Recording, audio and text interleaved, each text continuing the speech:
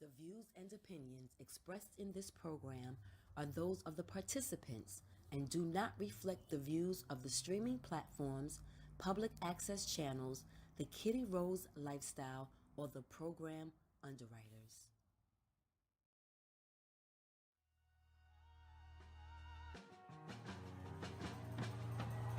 Tim's on my feet, stomping out the negativity. Everybody not a friend of me. Spread the love, still I move deliberately. Bully face on, but the smile be heavenly. Brooklyn girls, so they love the energy. Love sincerity, so I take the liberty to take them on a journey lyrically. Through hallways and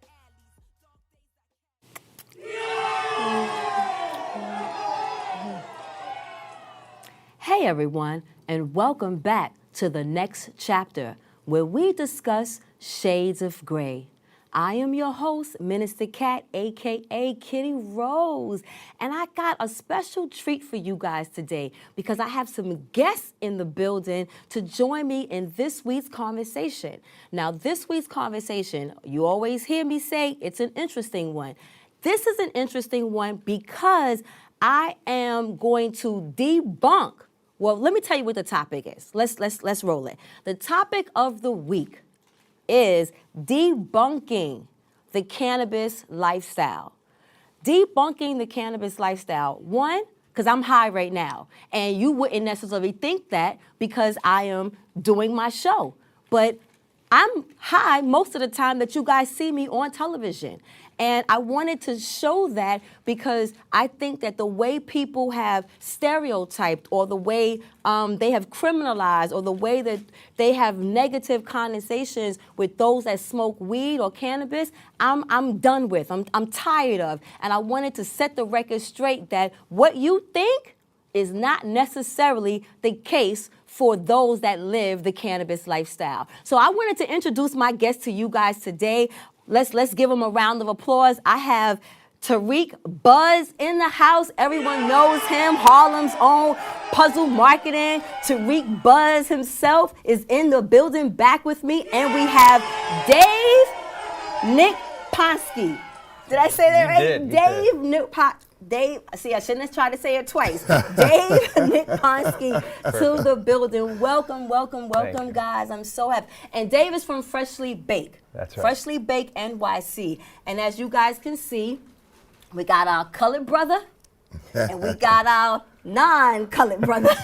But we have two brothers that are heavily invested in the cannabis lifestyle because not only does one a smoker, you eat, but you guys are also professionally in the cannabis business. And I know that, again, it's not always the face that we think. And sometimes when we think about the face, when it comes to money, we only see this face. But I have known you now for a number of years.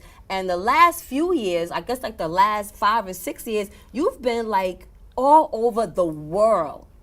Traveling, educating people, like literally, like I don't know your life and your background, but I love the fact that a man of color, a married man of color, and I say married man because that means he ain't out there tricking. Now he's coming home and taking wifey on these trips, but you have literally been all over the world. It looks like in this lifestyle has been able to provide that for you guys. Absolutely. So like how.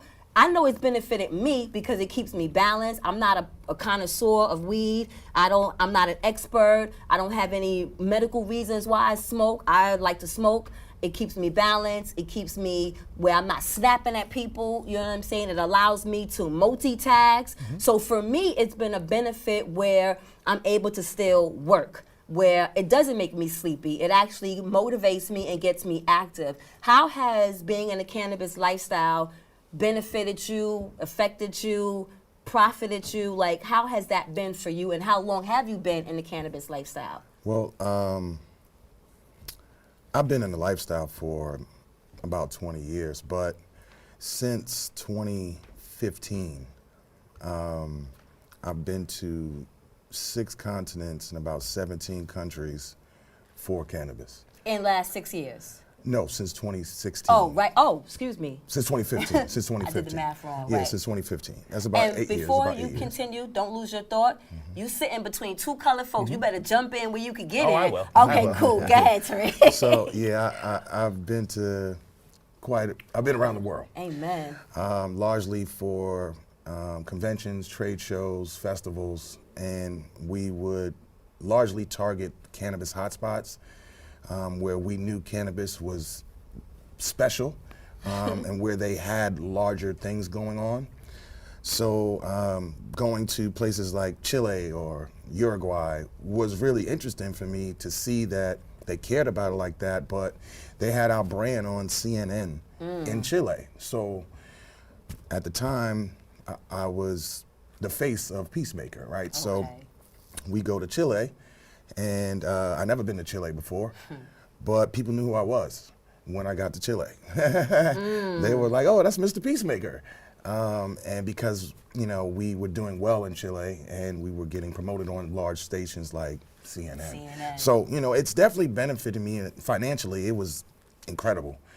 But understanding globally what cannabis is really became like a focus for me. So I still do certain recreational things here, but for the most part, I really care about introducing the global lifestyle of it to Americans and then simultaneously helping people in other places understand what's taking place here. I mean, America is the #1 place for cannabis. Whether you understand it or not, it really is. And we have the best weed on the planet. I don't care where you go, you're not gonna find bud this good. And you're not a flower smoker. You I'm are not, an edible. nowadays, Okay. Yeah, not nowadays. So how has it? Oh, so not nowadays. So at one point you did do the flower. Yeah. In my younger days, teenage and late teenage and early 20s, up to mid 20s, I used to smoke quite often. And it wasn't until my daughter was born, while it was still illegal here in the state, that I decided I would shift into what at the time was the more socially acceptable recreational drug of alcohol. Parenthetically, my experience with that is that it is far more destructive to people's lives than cannabis is. And so I'm so glad that the prohibition against that has changed. In terms of how it has affected me in terms of my profession and opportunities, I'm relatively recent in the cannabis profession. I'm the founder of Freshly Baked New York. It is a New York licensed recreational legal dispensary, and we were just licensed earlier this year. So it's Congratulations. Thank you. Congratulations. Thank you. But cannabis has helped me by association in the past. My career up to this point has been in software engineering, and I actually got into this career almost in a happenstance way in a cannabis-related fashion. I had flown to Fort Lauderdale at the age of 18 to interview for a technical support position at a company back in the peer-to-peer file sharing days. When I flew down there, I was picked up from the Fort Lauderdale airport by the chief operating officer of the company, and we hit it off like that. It was as if we had known each other for years. Did y'all share a split? Before we had exited the parking lot of the airport, he asked me how I felt about drug use, and I said, I'm okay with it. So he pulled out a joint he had rolled and sparked it up, and we shared it. And coming from farm country in upstate New York, I was blown away by the quality of the weed that this guy had at the time. It was better than just about anything I'd had. Got me quite high, and somehow I managed to keep my wits about me and carry on a real conversation with him. And we continued to hit it off on the drive from Fort Lauderdale to Miami. Again, this was the guy that was ultimately going to interview me and determine whether I was going to get a job there. So we hit it off just fine. The interview went fine later on, and I got the offer, and eventually leveraged that into my first software engineering position, which then led, in a domino fashion. On a peace pipe. Yeah, exactly. So was the transition then doing software engineering in the cannabis industry? No, actually, no. Surprisingly, not. I've done all kinds of software and all kinds of domains. I started out in file sharing, like Napster, LimeWire, Bearster kind of thing. I've done stints at larger companies, Google, Twitter, prior to Musk's takeover. I've had a role as a chief technology officer for a tech startup in Manhattan. I've been a software architect for the world's largest hedge fund, Bridgewater Associates in Connecticut. And most recently, I was a principal software engineer at Robinhood Markets, the investing company. So just like before this took on a life of its own and you were full-time in marketing and working helping businesses market their or leverage their footprint, and you in software engineer, when and how did the transition to 90% of your business now being cannabis? Because I know you still do other Well, that's why things, I asked right? him, because usually when I speak on panels or I talk to groups, and people always ask me, how do I get in the industry? And I say, take the skills you have presently and just use them in the industry. So if you're an attorney, if you're a graphic designer, anything that you do, just do it in the cannabis industry. So I was a marketing guy for fashion and artists, and so I just started doing marketing in cannabis, even though I was already recreationally having stuff on the side in cannabis. Professionally, to make it legal, I became a marketing guy in the industry, and that's how I got into the legal side of the business. Okay. The majority of the people I see in the industry now that are successful actually have entered that way. They bring their existing skills and realize they can focus it on a particular niche. Coming from the technology world, I see the gaps in the technology story in the cannabis industry all over the place. If I weren't focused entirely on trying to spin up our dispensary, I might be taking a whack at that now. But there's time for that in the future, for sure. So I remember my husband stopped smoking one day when my son came into the room. You did say was. I did. Okay. So my son, I think he was 2 at the time, and he came into the room and he said, I see gray.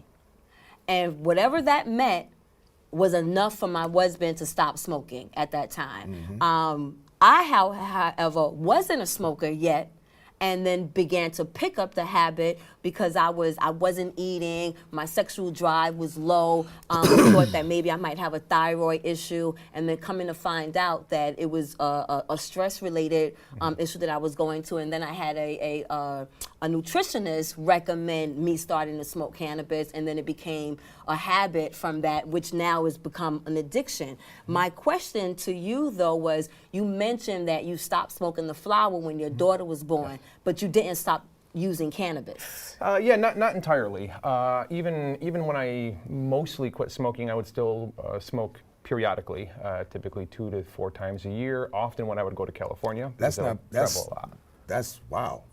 That's not periodic. That's Right. never. Yeah, it's very occasional. I'm on the That's literally periodic. Then. yeah, holiday. It was basically at that You didn't level. smoke before you got here then. No, not today.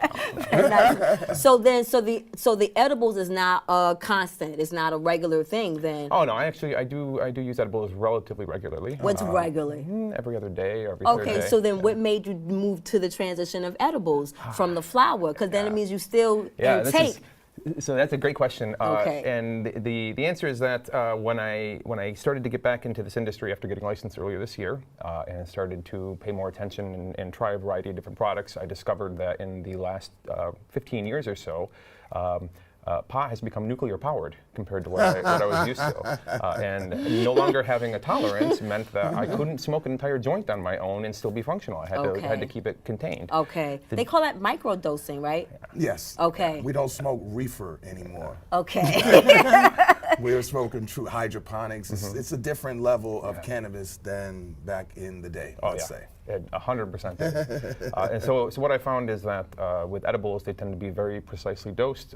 Certainly everything that's licensed here in New York State has to be tested very, very accurately and precisely dosed. So I can choose exactly how much to consume, at what rate to consume, to get exactly the effects that I want. So usually when I have these shows, I try to do some research. I go to Google and see what Google has to say about the topic that we're talking about. And all the videos were kind of like, you know, the negative things, the negative side, should Christians smoke, you know, and I'm a Christian and a minister, so I was like, oh, maybe I should play that, you know. But there wasn't something that I wanted to have about debunking the myth. Like everything was either for or yes. It wasn't really like again what people think or the stereotypes that we fall into. I couldn't find anything about that, but I did find one video from I thought I had it here. Seth Rogen did a podcast interview, and there was some things that he had to say that I found interesting that I wanted to play with you guys. I kind of didn't necessarily want to have a white face, but it's funny because the black face we know is Snoop, so I didn't want to necessarily have that as well. But the reason why I didn't necessarily want to have the white face is because one of the problems that, again, we have with many stereotypes, but in particular this one, when it comes to the money, is we don't see enough of ourselves, or people of color making money. We might see people of color depicted as potheads and troublemakers, and the white folks are growers, but we don't see successful black folks who are in business who are functioning outside of Snoop Dogg. You know what I'm saying? So this is what we have. So I'm going to show us the video, and then we'll come back and talk about it if you guys don't mind. Well, yeah, that's fine. That's fine. It's just not as taboo that it was when I was young. It's definitely more liberal today than most of our generation. It is. Obviously, it was legal years and years ago, and then they made it illegal just because they couldn't control it. And they wanted to control the people. They made it seem like if you smoked the Maui Wowie, then you would act crazy. And that's how they advertised it. And that was a campaign. Yeah. But that campaign, what disgusts me about that campaign is that we can smoke cigarettes and we could drink. And that's not looked upon or frowned upon as something that's harmful. But let somebody know I smoke weed, and it's like, oh my God, she's a pothead. And that was that campaign. Because technically, you know, until they were able to figure out a way to tax it, so they control it, and they make something from everything that's sold, just like tobacco and alcohol, those were illegal too, until they figured out a system to tax every pack that's sold, or every beer or liquor that's sold. That's the reason. So the taxing of it is really why they're now doing it, and they're doing it slowly so they can get each state correct. But we obviously We're going to talk about we that. have a problem with that, right? So yeah, We're going to talk about that. Let's go to the video, and then we'll come and discuss the legal part of what's happening in the cannabis world. Sure. Cut out for this world, but weed makes it okay. And in a different interview, I read that you'd said you would find life really hard without marijuana. Yeah, for sure. I smoke weed all day, so I would imagine it would be worse if I didn't. All day, every day? Yeah. Today? Oh yeah. After Every this? day. Yes, I smoke weed all day, every single day since I was 20 years old, maybe something like that. 20. Yeah. And I've been very productive in that time. Clearly that's what I've been missing. When you say that you wouldn't be cut out for this world, but weed makes it okay, what do you mean?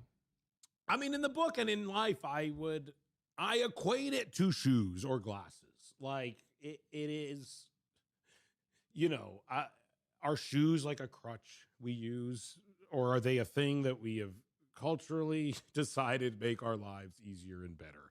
You know, that is exactly how weed is to me. Could I not wear shoes? Probably. Could I not smoke weed? Probably. Would I just much rather smoke weed all day? Yes. You know, and it's the same. That is how I view it. It only makes my journey through this life more comfortable, more palatable, easier to process, easier to manifest the things that I want to do, exactly how I would be trying to do the same things I do in my life without shoes on, or without my glasses on, or without a jacket on. That is what it would be like for me to do it without smoking weed all day. I could probably do it. It would just be a bit more of a fucking pain in the ass. And I concur on that. It would be a little bit more of a pain of an ass to deal with. So yes, thank you to cannabis. The world, you guys should thank cannabis for making me such a pleasant person to deal with on a daily basis. I don't know, and I hate that. I really do hate that, but I realize that in my observation that is the case. It actually does help me deal with people. Gives you that balance. Yeah. It gives me that balance, because as much as, you know, especially in the work that I'm in, I interact with people a lot, and as loving as people are, they can be a bit much.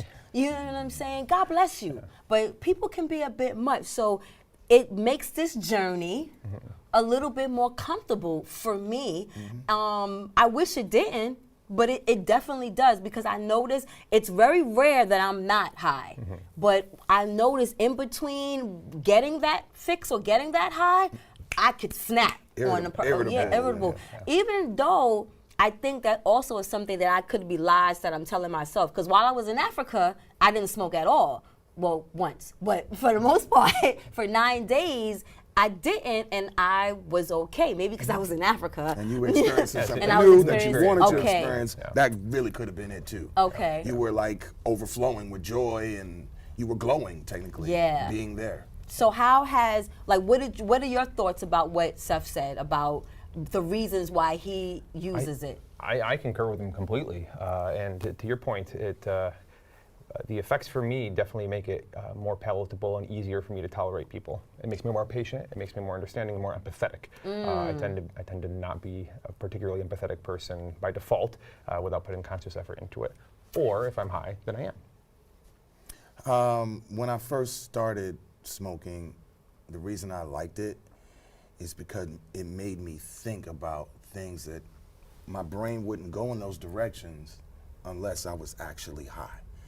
And I still do that. I still stick to that, because even if I say, okay, I got a lot to do today and I need to like be really focused in it, towards the middle of that day, I'm saying, okay, well, despite all that, I need to smoke.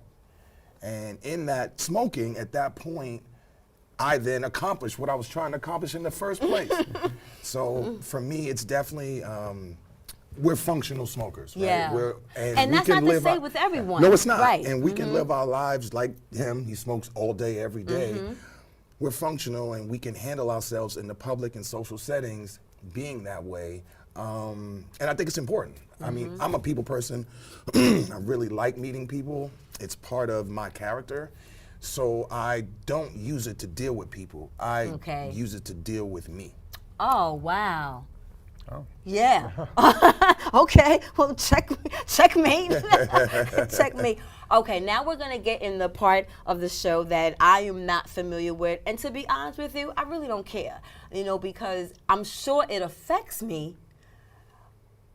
And I'm sure in my future, when it comes to my land, it'll affect me, because I definitely want to carve out a little space on my family's land where we might start to grow. But again, I'm far from there. I'm just a casual, what they call it, non-recreational, medical, not no, I am recreational, yes.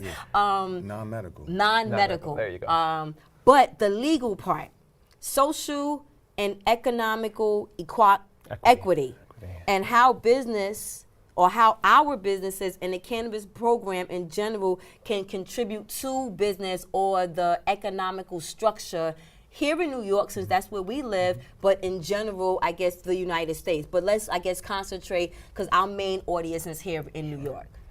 Well, personally, I'm a marketing guy, right? So today, I got a chance to meet your marketing consultant. And to me, that's where my role would be with an organization, unless I just started my own and went to get my own license. Now, people have been telling me to get my own license for a long time, and there's a process that I'm going through. I'm just not stuck on it. Personally, I'm using what I really like to do in the industry. So I've already said travel is my thing, and so I've created a cannabis travel company to take people to these hot spots. So last year I took a group to Spain, to Barcelona for Cannabis, which is the largest festival in Europe for cannabis. Next year I'm taking a group to Jamaica. There's some weed farms and some other things that I have that are in my purview that I feel like I can give a great experience. But when I go to these places, I know a lot of people. So sometimes, like when I took them to Spain, they were like, how do all these people in Europe actually know who you are? And because I come here every year. I go to these festivals out here all the time, and I worked with them. So I helped them get their products to America while I help products like this get to Europe and, say, Australia and Dominican Republic or Colombia. So technically, I think my role, and based on my expertise, is really just bolstering organizations until I get a license of my own. Okay. Before you answer, let's take a break.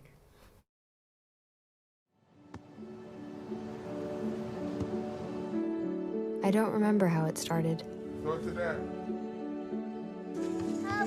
Our back and forth. It always came back. Dad! You probably don't remember what you told me, That was perfect. but I heard every word.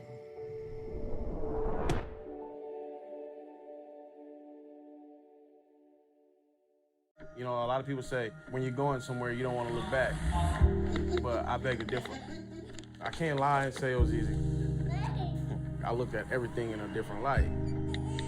I realized it started with me going back and getting my high school diploma.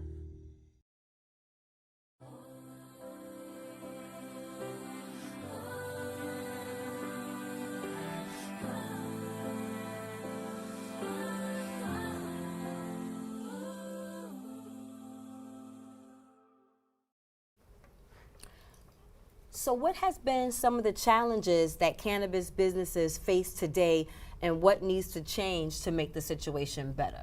And I only asked that question because you proposed that question to me to ask. Yeah. So here you go, Dave. Yeah, sure. So lots of challenges. Cannabis businesses in New York in particular and in this country face lots of challenges. The most obvious one is that cannabis is still federally illegal at Schedule 1 What level. does that mean? Because it's not legal in every state, so Okay. shipping it through states, you're shipping it through states that are not legal. Oh, I did not realize that. Okay.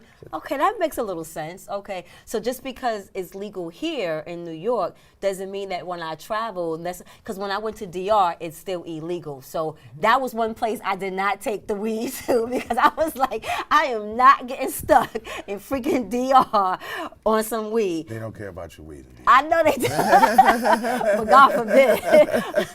Because I'm normally I'm not afraid. I fly with cannabis all the time. But and I've gotten away with it. But something too. about that particular trip, I was like, okay, I gonna always push it, take okay. to where I'm going, okay, but I never bring it back because I have it. There's no need to bring it here right. when I have it. Okay. But I'm taking it there because one, I know ours is better, and two, I gotta know when I land, I can smoke. As Hello. soon as you get off. So I don't have to wait for anybody. I don't have to make calls. I know that as soon as I land, we're good. So business-wise, again, you know, it has all these different obstacles. Yeah. What has been an obstacle for you outside, well, in addition to it federally not being a legal activity yet? Yeah, there's been lots of New York-specific challenges. The program was created with the bedrock idea of social and economic equity as being the idea behind how New York was going to craft. Explain that. Sure, Because and to roll me, out its program. that sounds right, but I don't know if our audience understands exactly what that means. Equity mean that it was supposed to be a business that was equal for all of us to get into? Not quite, no. The opportunity should be available for everyone, but the enforcement of the prohibition against cannabis was not equally distributed throughout the state. Some areas and some segments of the population were prosecuted much more aggressively than others. I'm a white guy. My demographic was prosecuted much less heavily than yours was. Some areas, geographic areas of the state, for example, the Bronx, was prosecuted extremely heavily. So does that mean that stigma-wise, it's harder for us to get the businesses because it's still not designed for us to operate the business in a sense because we have our records? Because a lot of us also have records, criminal records, due to cannabis use. So is that legal aspect getting in the way or no? No, actually, in fact, that was in part of the eligibility requirement for the first set of licenses. Oh, in that New you York had to State. have a record? You had to have You had a to have a record cannabis-related for conviction cannabis. You had a Oh. conviction for cannabis. That is what made you a social equity applicant. for the initial set of licenses. Okay. So then, But that's changed a lot. And that's kind of where the disappointment is in where the Office of Cannabis Management, or how the Office of Cannabis Management has been handling New York. We've had a lot of examples. So California, Denver, Colorado, Oregon, Michigan. So it was said that, okay, we're gonna, as New York, we're gonna look at those things and we're gonna get it right. Right. Yeah, we're struggling. Is it on purpose? No. What has happened in many other You don't states? think it's on purpose? I think part of it could be, but I believe that for the most part, it's really about money. But I hear that all the time, but I don't understand that. Because the social equity, and he'll explain it for you. Okay. But the social equity applicants don't have the money. So why do we have all of these stores that has flower in them, weed, and like all the Those are pipes? illegal. Those are illegal. Those are illegal. They don't have licenses, and that's what makes it challenging for him with a license in general. Yeah, because you can find cannabis anywhere, and it's like in every corner store, in every smoke shop. Right. Head shops were supposed to have paraphernalia and not have actual cannabis. Okay. So they had the rolling papers, they would have the peacemaker pipes and bongs, or they would have stuff like that that you could use cannabis with. They didn't sell cannabis. Now it's just, I put smoke shop, that means I sell weed. And it's different because there's not an understanding. Right. There's a lack of understanding on their part. They're just seeing money. And okay, I have a question, but we And got I another. didn't let him explain, but yeah, please. Okay. Please. We got another break, and we'll come right back.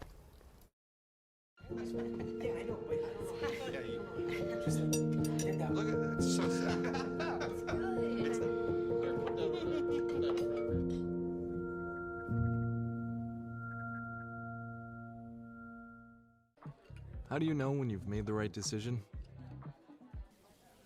It's the feeling you get in your gut. The one that tells you what's right or wrong. It's the one that says, sure, I can have a drink. Or the feeling that says, okay, I've been drinking. Now what? It's the voice inside you that says, I'm buzzed. Better leave the car when it's time to go.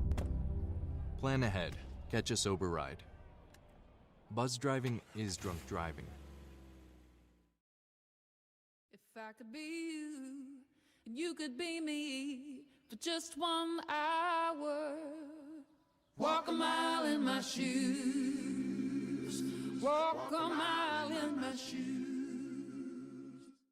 Great. Ooh, okay, David. Here you go. I'm ready for you. All right, cool. So let's explain what I meant by the social and economic Because we have all these equity. stores, Yeah. and you thinking that now they're adding to their business by having this element that they now can sell in the store, but you're telling me they're No, not legal. that's not legal at all. What you're seeing there is you're seeing the effects of capitalism in an enforcement vacuum. So since the state has not enforced its restriction on cannabis sales being only legal for licensed businesses, unlicensed businesses have observed this and realized that there is a ton of money on the table and nobody is preventing them from going and taking their handful of it. Therefore, they're doing that. Tarik was right. It's all about the money here. The problems that New York has had in the rollout are all basically about the money. In other states that have gone through this legalization process for recreational use, generally they open up the legality of cannabis use, and they bootstrap their industry by bringing in out-of-state companies to kind of bootstrap and start the industry. Okay. New York wanted to do something different. They wanted to preferentially start the industry with folks that were previously affected by the unequal enforcement of the prohibition. So one of the first eligibility criteria that I mentioned was people who had a prior state-level marijuana conviction, of which I have my slew, and probably most of us sitting here have as well. There are other groups that are also intended to be preferentially licensed for legal activities. One of the problems of the cannabis rollout in the state is that these out-of-state actors who in other states get the first shot at what will be a multi-billion-dollar market here in New York, they are feeling that they are being excluded, and they are. The state is intentionally trying to exclude them to preference social and economic equity. So instead they are finding everything that they can do to throw monkey wrenches into the program and basically run out the clock. But aren't they the ones who's creating the program so it can happen, why are they also the ones who is putting the monkey wrench in it? No, sorry, the like out-of-state actors. Okay. So, for example, New York State has been sued multiple times. Wait, New York State has been sued multiple times. New York State has been sued multiple times about its cannabis program. Most recently, there were 2 suits that were just consolidated. One from a set of out-of-state companies that were suing because they were not allowed to be the first ones in the market. And the second suit was by a group of service-disabled veterans who did not have prior cannabis convictions and also wanted to be the first in the market. So how was Freshly Baked NYC able to be established here in the Bronx? Or is it just here in the Bronx, or is it New York based? All New York. All okay. New York.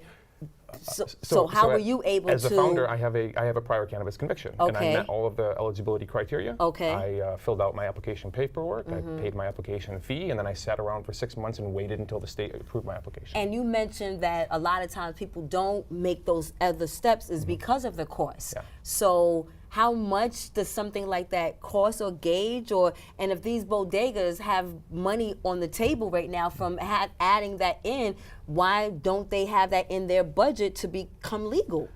They don't have a path to legality because, again, the state wants to preferentially benefit populations and peoples who are disproportionately So the harmed. IRABs are not, they don't have records like we do? Okay. They're not part of they're not one of the groups that have been particularly chosen by the state to try and preferentially bootstrap the Now, they were industry. trying to get in there.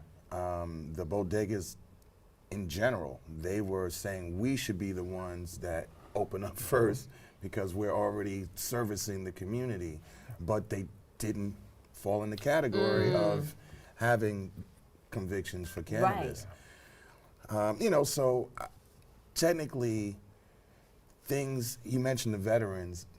What I was told recently was that is how the big money companies are now looking to get in, by using the veterans. That's one of the monkey wrenches that's happening. Okay.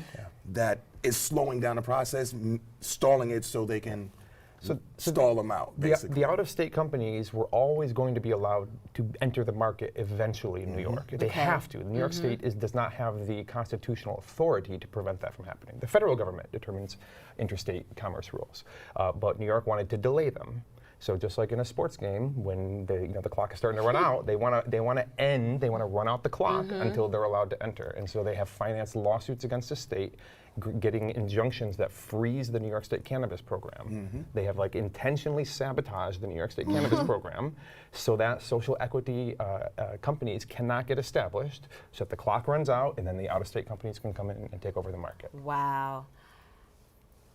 These last couple of weeks, I've been having shows that need a part 2. And this might be one of the shows.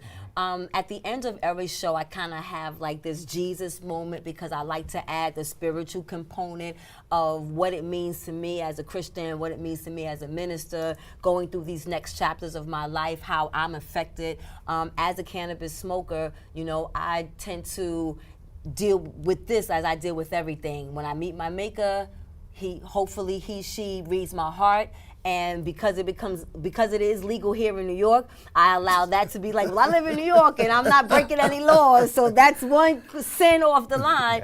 But I still do fight with a pleasure I have, as many pleasures I have, and hopefully it outweighs the way I live my life, that on Judgment Day, Jehovah God will be caring. The Lord will not be mad at you for smoking cannabis. I don't think so. Amen. I really don't think so. But I want you guys to tell me, what do you want the audience to know? What's your, after having this conversation that I know that you guys have all the time because this is the business that you're in, what do you want people to know? What's in this conversation, what was your aha or Jesus moment that you want folks to know about your life in the cannabis world?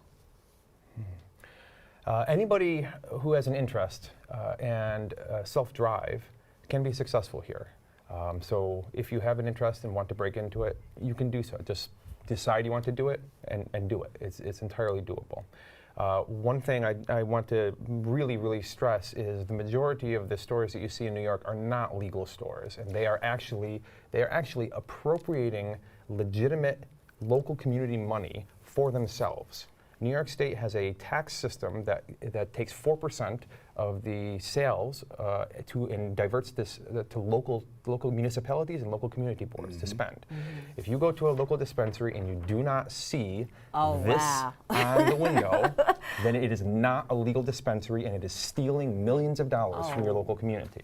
So I know that our borough president, Vanessa Gibson, just initiated a farmer's grower or a farmer's market? Okay. So this is a New York State program to help the distressed cannabis farmers.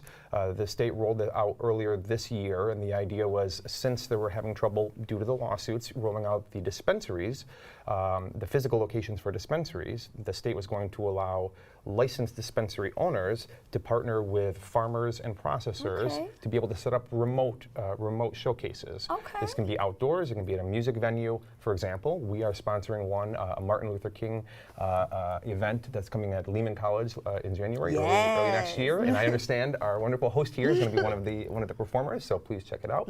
But the state has rolled out this program, and it really accelerated the development and the opportunities for farmers to be able to get their products out. The president of the OCR, the executive director of the OCM, Chris Alexander, stated publicly in recent state Senate testimony that they were extending the program into 2024. It's been one of the more successful efforts of the OCM, and we're going to take part, so please come and join us. All right, and what's your Jesus moment, Tarik Buds? Oh, wow. Well, I've been aware of the struggles of, I might be really transparent right now, but I've been really aware of the struggles from the dispensaries, and you know, more than most people, we were the first to actually do sessions in the state of New York. And so now I'm technically on a watch list by OCM because they did I meet you at a session? Yeah, you did. They look at events that we produce just like they look at the illegal dispensaries. That is taking away from the licensed companies. So the Office of Cannabis Management, the mayor's office, they get on these Zoom calls. I just happen to know somebody on the Zoom call, and they told me about it, and they mentioned my name and the event on the call. And so since that time, I've taken a step back from that. And the goal was to bring it back, but the cannabis that we do sell there, it will be with a licensed brand like Freshly Baked. So Freshly Baked can be there doing it legally while we produce our event like we normally do. So check him out. I know all the socials will be coming up because one of my favorite people, Phoenix Fire, was like, I'm going to a party, and I was at a cannabis party, and I was like, why do I need to go to a party to smoke? Like, I miss Phoenix. I miss Phoenix. And I was like, I smoke regardless. I don't need to sit up in a room with a bunch of people smoking. But it was one of the best evenings, and I met this brother, and we've become brother and sister ever since that meeting. So things happen and grow from the casual encounters that happen also in this lifestyle. If you guys go back to that Seth Rogen video, he had mentioned that some of the best ideas and relationships that he had or developed was over smoking a spliff, like your job that you got in the car as like almost breaking the ice. It brings strangers together. Yeah. It's a piece, that's why it's called the peace pipe. You know, it's so simple. Funny because the crazy thing is we will smoke with each other, not knowing each other. It's one of the safest and dangerous practices out there because you don't even question. You just get past the blunt and you're like, okay. You know what I'm saying? You don't know who it came from. It's in the cipher. Before we go to our last break, and I don't know if you guys can even say this in a minute, but because we as smokers are so open and so easily swayed to smoke with each other and to smoke with strangers, do you have a fear right now of fentanyl being laced in your cannabis? Yes. Okay. I only really get the cannabis that I smoke from certain places. I don't smoke with anybody. Okay. Like everybody anymore. I don't do that anymore. Okay. Usually if you're around me everybody has their own spliff. And I'll provide you the bud if you don't have bud, but we all have our own spliff. Okay. We call it smoking like a grown man. Yeah. You're not passing it all around. And that's changed since the fentanyl. Yeah, absolutely, Stuff. Yeah. absolutely, because I mean that it's killing you, and it's nothing but cannabis. Yeah, I don't know if it's if that has changed specifically with the advent of fentanyl, but it definitely has changed in the last several years. For example, when I go to music concerts, I typically see people will have their own flower that they'll smoke or their own joints. And if they don't, I will usually have some to offer, but they'll be unopened packages with the results of like the testing certification on the back. So there's no fentanyl in any licensed supplied products, whether flour or anything else. Cool. The labs would have caught it. All right, let's go to our last break for the night. One scorching heat wave will leave me powerless to cool my insulin. When the storm rolls in, my time to find a pet-friendly evacuation center will have run out. I'm relying on luck, but who knows if it'll be on my side. When it comes to disasters and emergencies, it's not a matter of if, but when. Take control. 1. Assess your needs. 2. Make a plan. 3. Engage your support network. Let's prepare so we all have a better story to tell. When I was in foster care, I never knew when I would have to move, so I always had my suitcase ready to go. Then one day, I was adopted. My new parents opened their hearts and home to me. My parents cook my favorite breakfast for me every morning. My parents take me on trips I never thought I would go on. They gave me a home and an even better reason to use that suitcase. My parents aren't perfect, but they're perfect for me. Did you guys like that? I did. I definitely think we need a part 2 because we could talk about the social, the comfortable, the casual use, but also that economical component. I really want you guys to understand because there's value in this business, whether it's as a grower, whether it's as an educator. I want you guys to know all these different opportunities that are presented in this lifestyle. But Did You Know is coming up, and this week's Did You Know is not gonna be me.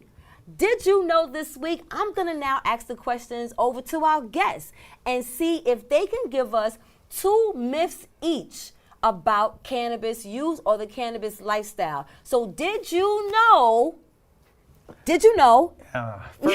First, cannabis has medicinal use, despite the fact that the federal government currently says it does not. It does. It helps a wide variety of medical conditions, including PTSD for veterans, for example, and in general, it helps people with a variety of mental health issues.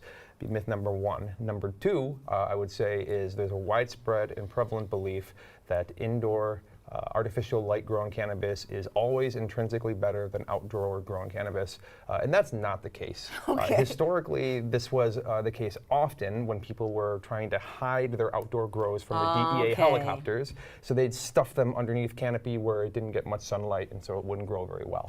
But in licensed outdoor grows that aren't trying to hide from the federal government, they can grow every bit as good, high-quality stuff as indoor grows. So nip that. So the first myth is it is healthy for you, or it can help with some illnesses. It can be healthy. And then 2, it doesn't matter if you grow it in light or dark. You can grow high-quality stuff both indoor and outdoor. Got you. Yeah. Okay. Did you know, since I'm really a global cannabis guy. You probably didn't know that Amsterdam is not the #1 place for cannabis in Europe. Spain is the #1 place. And Barcelona is definitely the leader. If you go to Amsterdam, in Amsterdam, they'll tell you, no, you got to go to Barcelona to get the real good stuff. Okay. And Barcelona is importing bud from California. Oh. They grow it there too. Because I thought California was the grower. They grow there too, but they import a lot from California. So Amsterdam isn't the #1 spot. No. And that definitely is a myth. And they created the social club. They took the dispensary of America and the coffee shop in Amsterdam, and they put it together where you had social clubs. So in Spain, I have you have to have a membership card. I have some in my wallet. Okay. Yeah, so you have to have a membership card to go in. You pay a certain amount. They have a cubby hole, so and they don't really want you to smoke in the street. Smoking is only allowed indoors in Barcelona. Oh, wow. So they tell you when you go outside, be careful, or you can leave it here. So I've been to a couple places in Spain, and then we would go to Vienna or go to Copenhagen and then come back to Spain, and I forgot that I had something there, and I'd give them my card, and they'd be like, oh, you have something in the back. Right. So Spain is definitely, Barcelona specifically. Barcelona's definitely number one. Okay, so that's myth number one is myth number Amsterdam is not the originator. No, Okay. they're the originator, but they're not the best. They're not the best. Okay. They're not number one for it at all. Spain is. Spain. Ooh, child. Okay. Did you know that while cannabis is allowed for you to smoke and most organizations don't drug test you, some still do. Okay.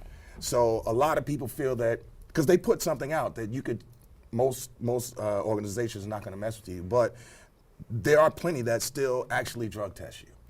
I mean, you could work in the medical field like a nurse or something like that, where they're still going to ask you to give a piss test. But if I give a piss test in New York and weed is legal, does that still affect my job? Yes, that's what I'm saying.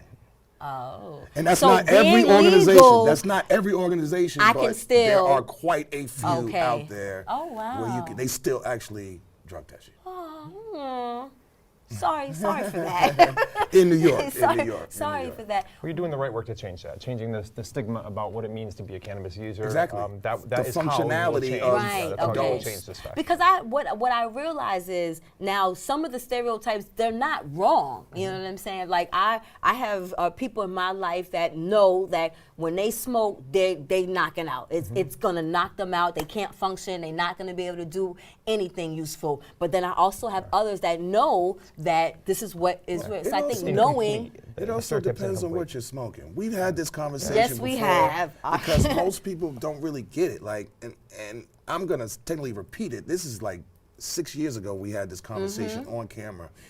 That really you have to know. So when I first started smoking weed, my mother found out, and she used to smoke weed. Okay. So she was like, "So how does it make you feel?" I said, "It makes me hype." Okay. And that's really because I was smoking sativa. And I got energy, and I was focused, and I wasn't smoking indica, which is gonna put you on your ass. Right. You understand? So Right. there's a difference in them, and I think maybe those people need to understand what they're actually smoking. Yes. You remember that? Yes. What you're smoking? Yes. We had this conversation. You had to educate me. So Right. I think that's a big part of it. You really have to know what you're smoking. And to be honest, I have so many people that are in my circle that they say, okay, I can only smoke sativa when I go to work.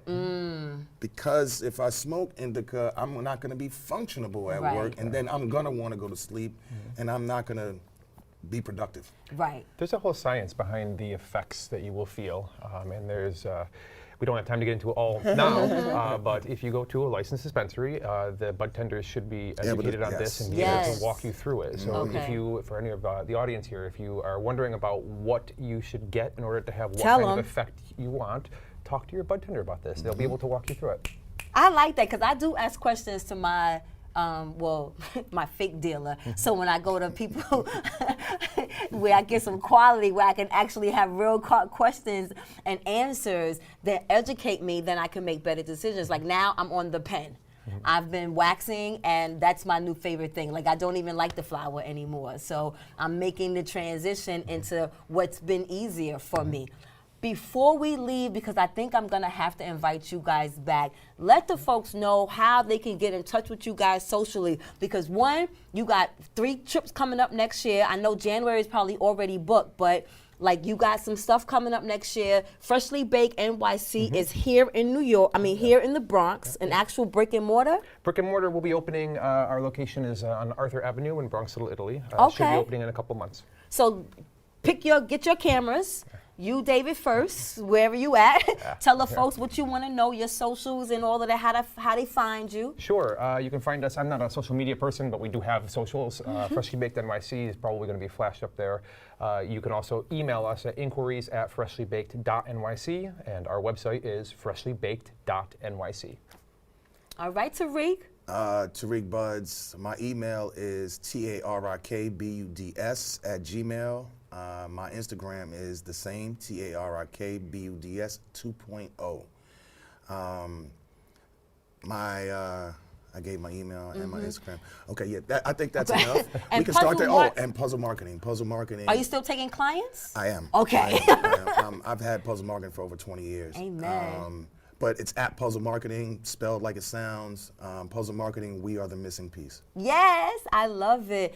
All right, guys, so you know I'm at the not-so-favorite part of the show, but I need you guys to participate because this is a community effort. So this time of the show, I need you guys to like, follow, and share. Like, follow, and share.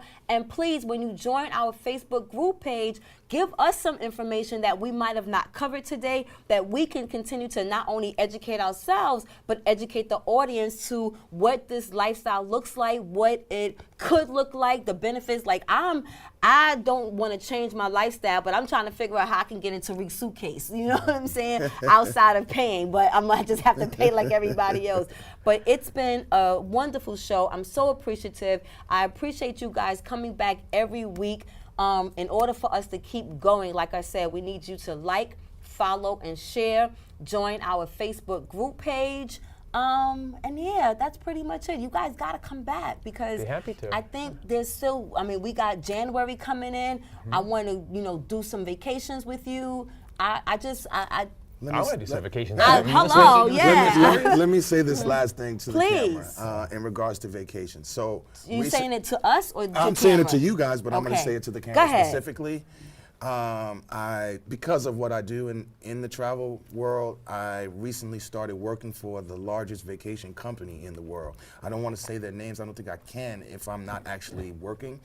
But we give out resort stays, we give out cruises for extremely low prices. We give out a 7-night resort stay anywhere in the world for $50 or a 7-day cruise anywhere in the Caribbean and America for the same $50. So we offer extreme discounts. Please email me and reach out to me.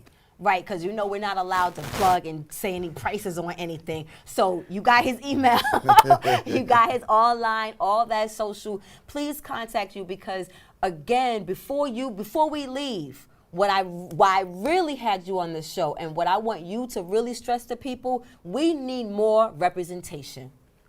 Dave is beautiful. I think you're awesome. Thank you. But how many colored folks do you see in the room when you travel in this lifestyle? Globally, not that many. That's sort of why I stick out. Some people call me the most popular American in the cannabis European scene because I go there all the time. But it's not a whole lot. Right, and It's that should change. That's something that we And that's the goal. That's Yeah. the goal. That's why I try to take people with me. And it's so funny because I know some young growers, black, in Vegas, and in California. And not only here in New York, like I remember Ray used to get his smoke from Rashid, you know what I'm saying? So there's so many of us, Ball Out, you know what I'm saying? Ball Out, there's so many of us that are doing things here in New York. I think that we need to let we need to let people see that it's not a white dominated world, that we are actually making a difference and making a living in this lifestyle as well. Salute to Rashid and Ball Out. Yes. All right, guys, on that My note. girl Saki. Yes. Salute to y'all. Salute to y'all. To everyone. This is the next chapter where we discuss shades of gray. I am your host, Minister Cat, a.k.a. Kitty Rose, and I will see you back next week, guys. Continue to be safe and stay focused out there. One.